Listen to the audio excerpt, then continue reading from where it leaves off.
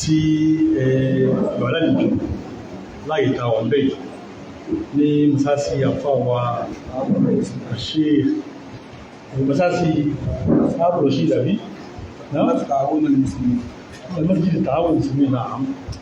مثل ما هذا هو جماعة التعاون المسلمين الله سبحانه وتعالى owó kò rẹ̀ tẹ́ fún mi àpọ́nà ọmọ kí mo jẹ́ àfáàmì bẹ́ẹ̀ jù àwọn ẹ̀kọ́ máa jáwó kò rẹ̀ fún tí a fún lówó kò rẹ̀ bí ẹ ti ń gba ibi tó ipẹ́ ọtún gbàbọ́lọ̀ ọ̀sọ̀ ń bẹ̀ fún mọ́sáàsì àbílẹ̀ kéwú ọmọ òbí kí n tẹ̀lé ojú ọ̀nà àwọn bàbá wa ṣíkà bàbá Muhammad Allah yarhamu ó ti pẹ̀lú bàbá tó ọmọ ìkúlù bá jẹ́ rárá fún ọ náà táà bá lọ sí ibi àti ibi kẹtẹ́ gba owó fún mọ́sáàsì àbílẹ̀ kéwú tí ma fún ẹlẹ́bùn ń bẹ̀rùn ìgbà wọ́n ni wọ́n dàmọ́ owó kíní owó mọ́sáàsì àbílẹ̀ kéwú pàá tí a gbẹ́mí láti fún wọn ó ní ń tẹ́ fáwọn yìí àwọn ọ̀pọ̀ ṣùgbọ́n